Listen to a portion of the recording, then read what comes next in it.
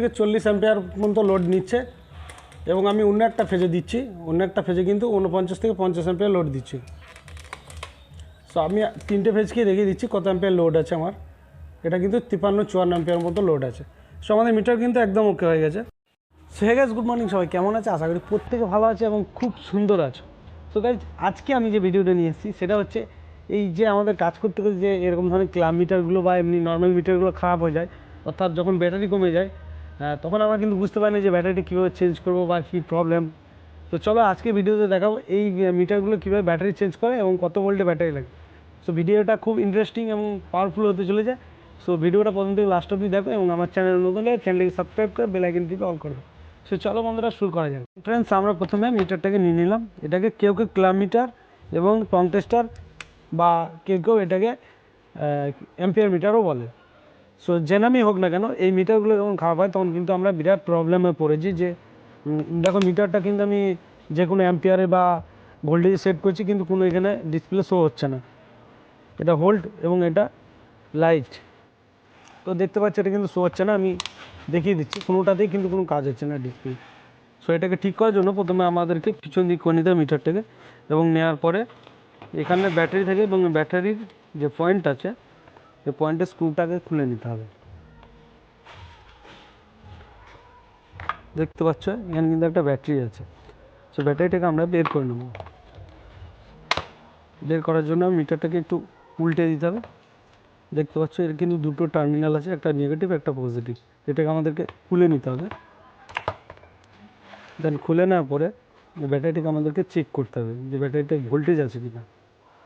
So এই ব্যাটারিটা check করার জন্য আমরা কী করব, আমরা আর একটা ডিসি মিটার, ভোল্টেজ মাপা মিটার কিন্তু আমরা নিয়ে নিয়েছি। সো এটার 20-তে রাখবো। 20-তে রাখার পরে আমরা এর ভোল্টেজটাকে কিন্তু চেক করব। দেখতে পাচ্ছ 1.90, এটা কিন্তু 9 ভোল্ট ব্যাটারি। এটা কিন্তু 9 ভোল্ট ব্যাটারি, দেখতে পাচ্ছ 9 ভোল্ট ব্যাটারি। এটা কিন্তু 1 ভোল্ট থেকে 1.5 ভোল্ট দিচ্ছে, কিন্তু 1.5 ভোল্টে তো এই মিটারটা চলবে না। এবং এই ব্যাটারিগুলো দ্বিতীয়বার যদি আমরা চার্জ করি কোনো চার্জার দিয়ে, তাহলে কিন্তু এর সেল থাকবে না, কারণ এগুলো ইউজ অ্যান্ড থ্রো। তো ব্যাটারিটাকে আমরা ফেলে দেবো। এর জায়গায় আমরা একটা নতুন ব্যাটারি নিয়ে নেবো। তো নতুন একটা 9 ভোল্ট সেম ব্যাটারি আমি নিয়ে নিয়েছি। তো এর ভোল্টেজটা আমি মেপে দেখিয়ে দিচ্ছি তোমাদের সামনে। সো এর ভোল্টেজটাকে আমার মাপতে হলে প্লাস প্লাস মাইনাস মাইনাসে লাগিয়ে দেখে নিতে হবে, বা প্লাস মাইনাস উল্টো হলে অসুবিধা। দেখো 9.55, অর্থাৎ 9 ভোল্টের থেকে একটু বেশি, 9.5 ভোল্টের মতো আছে। তো এই ব্যাটারিটি কিন্তু আমাদের মিটারের জন্য একদম ওকে। তো এটা আমরা লাগিয়ে নেবো এবার। দেখতে পাচ্ছ এর যে মোটা পয়েন্টটা এর ছোটোতে লাগবে, এর যে ছোটো পয়েন্টটা এর মোটাতে লাগবে, অর্থাৎ এর এটা প্লাস এটা মাইনাস করা আছে। এখানে কিন্তু প্লাস মাইনাস উল্টোপাল্টা করলে হবে না, প্লাস মাইনাসে দিতে হবে যেটা যা আছে, নাহলে কিন্তু মিটারটা খারাপ হয়ে যাবে। তো এবার আমরা পিছনকার কভারটা লাগিয়ে নিচ্ছি এবং স্ক্রুটাকে টাইট করে দিচ্ছি। তো স্ক্রু টাইট করা হয়ে গেছে, এবার আমরা এটাকে সামনের দিকে করে নেব। তো এবার আমরা দেখবো এটাকে ডিসপ্লেতে কোনো কিছু শো করছে কিনা। তো আমরা প্রথমে যে কোনো একটাতে দিলাম, দেখতে পাচ্ছ ডিসপ্লেতে কিন্তু শো করছে।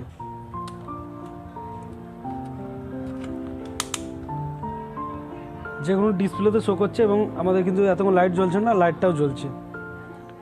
সো আমরা এখন অ্যাম্পিয়ার মেপে দেখবো যে অ্যাম্পিয়ার ঠিকঠাক দেখাচ্ছে কিনা।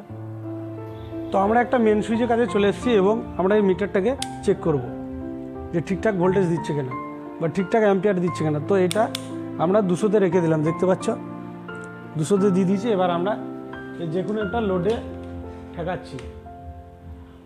দেখতে পাচ্ছ কত দেখাচ্ছে, আমি ক্যামেরাটা জুম করে দেখা পাচ্ছ 39 থেকে 40 অ্যাম্পিয়ার পর্যন্ত লোড নিচ্ছে এবং আমি অন্য একটা ফেজে দিচ্ছি, অন্য একটা ফেজে কিন্তু 49 থেকে 50 অ্যাম্পিয়ার লোড দিচ্ছি। সো আমি তিনটে ফেজকেই দেখিয়ে দিচ্ছি কত অ্যাম্পিয়ার লোড আছে আমার। এটা কিন্তু 53-54 অ্যাম্পিয়ার মতো লোড আছে। সো আমাদের মিটার কিন্তু একদম ওকে হয়ে গেছে। সো বন্ধুরা, দেখতে পেলেন কত সহজে এইসব ক্লাব মিটারগুলো ব্যাটারি চেঞ্জ করা যায়। তো প্রত্যেকটা মিটারের ক্ষেত্রে এই একই সিস্টেম আছে, পিছন দিকে ব্যাটারি চেঞ্জ করা। তো বন্ধুরা, ভিডিওটা কেমন লাগলো অবশ্যই জানাবেন এবং ভালো লাগলে অবশ্যই লাইক করবেন, কমেন্ট করবেন এবং চ্যানেলটিকে সাবস্ক্রাইব করবেন। ভালো থাকবেন, দেখা হচ্ছে নেক্সট ভিডিওতে।